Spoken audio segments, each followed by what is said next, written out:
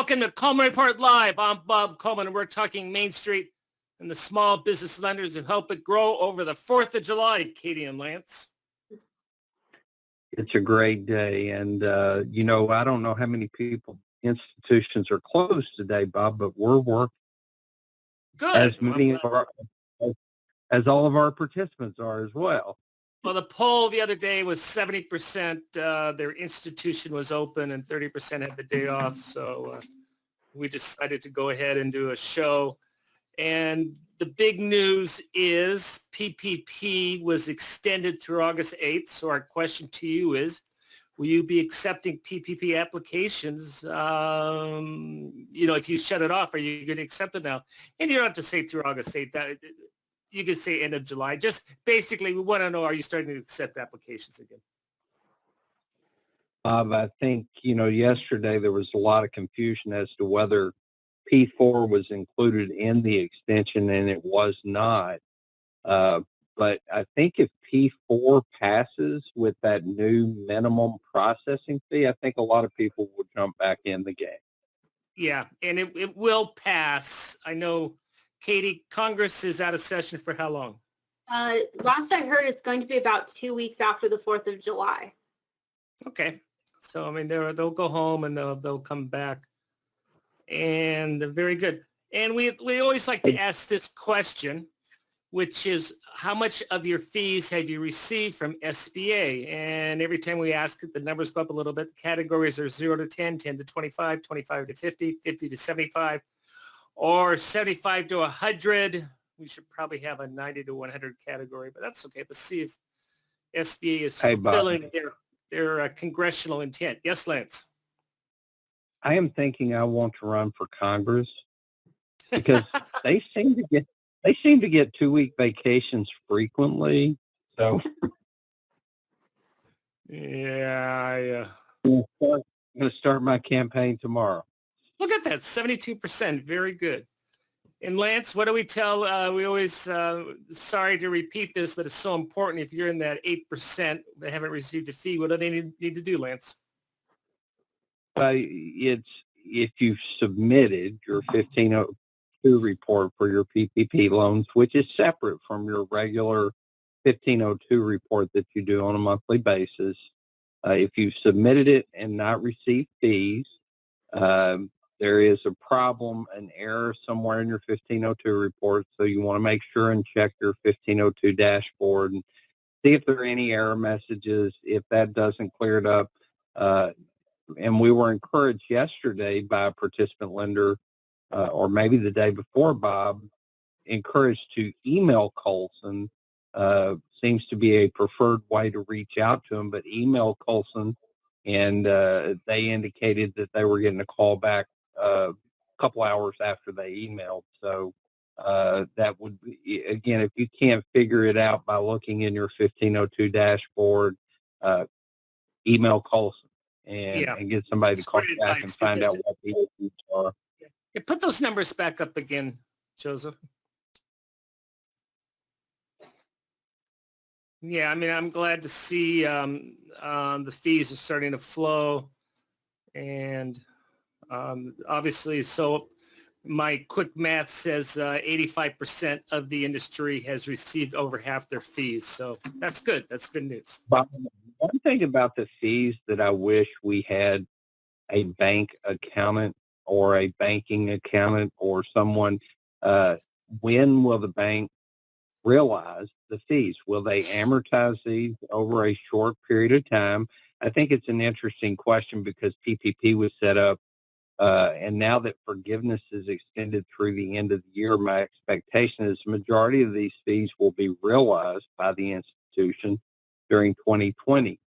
Some may not be because they may extend into those not forgiven may extend into 2021. But I had somebody email me a question about when the fees, because these fees should have a significant impact on a number of banks, their net profit. Basically, lenders can receive the income or recognize the income in the quarter that they do the work. It's a receivable. I would have some type of reserve set aside similar to a bad debt reserve or have some type of reserve. But my understanding is they can certainly recognize that income for the second quarter. Hey, Well, go ahead. most banks, my understanding of the accounting rules, a fee like this would be amortized over the life of the loan. And all those loans that get forgiven, those fees will probably, I think they're going to show up in the third quarter, Bob, instead of the second. Well, I think you can make a, you and I disagree in that you can make a case. I did the work in the second quarter. I can recognize it because it was all done and there's no recourse, or there's very little recourse to that. But that's for your accountants to decide, and I'm not going to sign off on my opinion. Go ahead. There's another incredibly interesting article I read the other day about the huge increase in deposits at financial institutions across the country. And it was talking about the impact the PPP loan program had on deposits at financial institutions across America. Yeah, I mean, that's been great for the credit unions, the community banks, et cetera. Hey, none of us like the news that we're reading about spikes. I know Orange County has been closed. They're closing down a lot of California as well as everywhere else. But are you concerned for your borrowers by the new spike in COVID cases? Or are they? Yeah, okay. I rest my case. Go ahead, Lance. Well, I think the big concern that we have as lenders is we have small businesses that were basically shut down for a period of time. States started reopening. They started reopening at limited capacity. They got PPP funding that kind of helped them float a loan. They got idle loans, which helped them. But now we're having spikes in the COVID-19 cases, and you're seeing states like California, Texas, Arkansas, Florida pull back. And what happens, for instance, my understanding, Bob, is in Florida, and if somebody's on from Florida, please send a message and correct me if I'm wrong, but I was told one of my fellow lenders in Florida that bars are still open, but they can't serve alcohol. Yeah, that's that. Joseph, put the numbers back up. So for those of you who don't have access to the video stream, Katie, what are the numbers? I'll let you weigh in on those. 92% said yes, and that doesn't surprise me at all because, I mean, at least I'm in California too, and things are just, closing down a little bit. I know restaurants are switching to outside only seating, so I would understand if you have a loan like that, the customers like that are going to be really struggling. 5% said no, that might be in areas that are less affected by the spikes, and 3% said I don't know. Good, okay. Well, and Bob, the spike doesn't just affect Florida, Texas, and California. I'm in Arkansas, and it's changing things here. We've had a significant spike in the metropolitan areas of Arkansas, and even there's a county, Bob, that only has about 12,000 people, and they're reporting 30 cases a day. So that's huge in that county. Yeah. The president will sign the extension. We have third party. Someone told a friend who said, yeah, I think so. It's either going to be signed today or tomorrow. We had heard that it may be signed tomorrow during the Mount Rushmore July 4th festivities. And Katie, what are we talking about here? So this is just kind of a little new thing that the Senate introduced, and all it is it's extending the funding for minority business development centers. Those already exist, but the funding, it will just be expanded a little bit more and help more small businesses with minorities. And I was reading an interesting article yesterday about that. And while the PPP program has helped a lot with especially larger small businesses or businesses that were already a little bit more established, minority small businesses are continuing to be impacted very heavily by the COVID-19 pandemic. So this will definitely help a lot more of those very small minority owned businesses so that they can stay in business through all of this. Lance, I don't know the answer to this, but it's an interesting question. For historically Black colleges, how many of them have an SBDC? Any idea, Lance? I'm not sure, Bob. Excuse me, that would be a very interesting question because most of your SBDCs are at major universities because they require a funding component from the university for the SBDC center to exist. I am not sure how many. I was curious. I mean, that would be an excellent way to reach out to the community and get access to capital for minority-owned businesses as well as businesses that are located in a predominantly zone. What's the acronym? A hub zone or a zone that needs capital access. So anyway, tell us about our friends over how do you pronounce it? Jaworskis. They got arrested at the airport. Where were they going? Because you can't go to Europe. Well, they're trying to get to Poland, apparently. I don't know how they were trying to get there because the EU's closed. Go ahead. Maybe that's how they caught them. So this couple, and I'm probably going to butcher their names, Jaworska and Jafar, applied for 18 loans at 12 different institutions that were supposedly for 4 businesses that they owned. And they claimed that they were going to provide payroll for 12 employees. This seems to me like a lot of money, $1.5 million for 12 employees. So I don't know what they were claiming their businesses did. But the thing is the IRS started looking into this and said, hey, we don't have any proof that any of these businesses existed. So an agent probably, yeah. Right. An agent went to talk to them and called them on the phone, trying to schedule an interview with them to try to figure out what was going on. Maybe there was just some false information.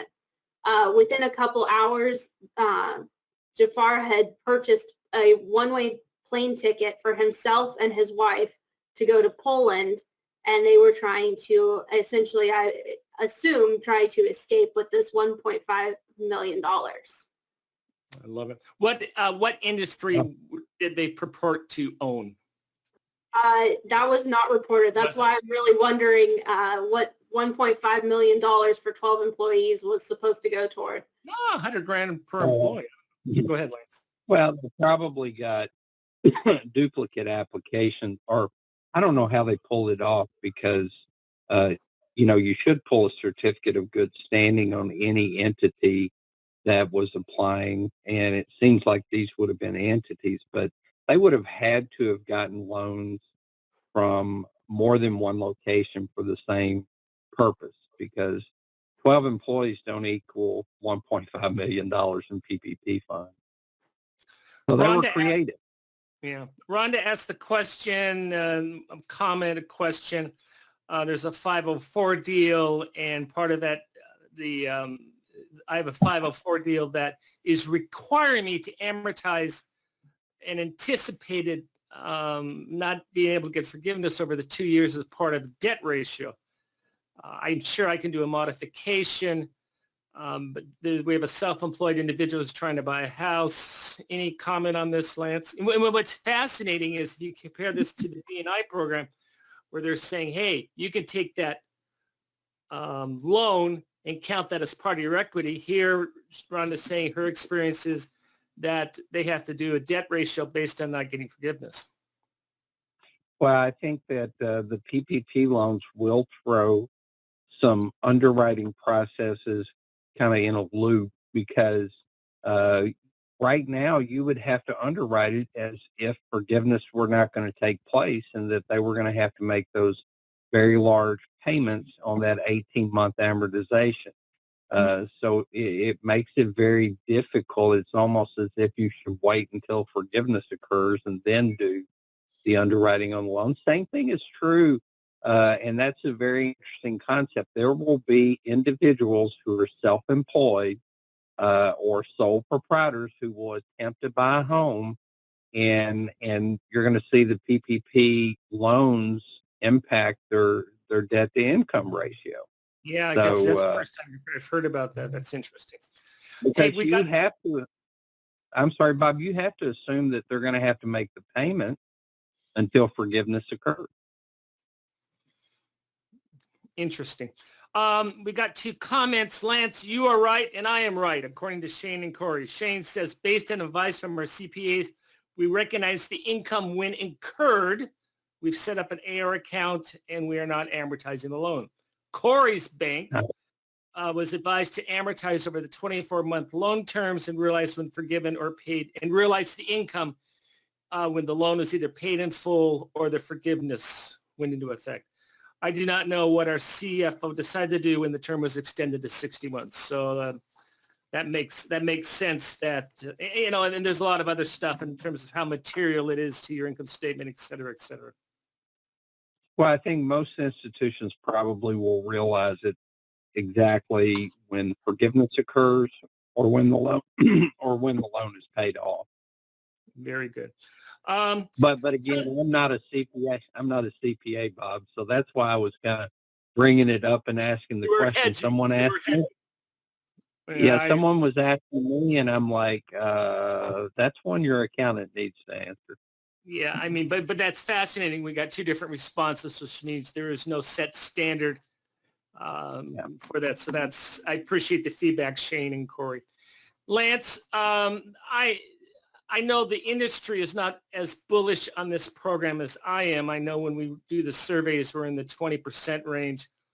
But I think this is going to be an important new product in the lender's toolbox that they can get capital to their borrowers and to their footprint. But I think the Main Street Lending Program does offer an opportunity to help small businesses that need continued assistance after PPP, and there's going to be quite a number. I think a lot of institutions, Bob, have hesitated because they're fatigued from PPP. Well, we don't have guidance yet either, so I understand that. Yeah. And it's much like PPP. We're waiting for clear guidance on how the program operates. How much are we going to get for fees, and how's it going to look, and what type of recourse will the government be, aggressive or non-aggressive in terms of going after that 5% lender portion? So these things have to sort out. Everyone, have a nice weekend. We appreciate your support on a light Friday. And Katie, thank you. Lance, thank you very much. And thank you for joining us today for Coleman Report Live and for supporting America's Main Street, one entrepreneur at a time. Happy 4th. Have a great weekend.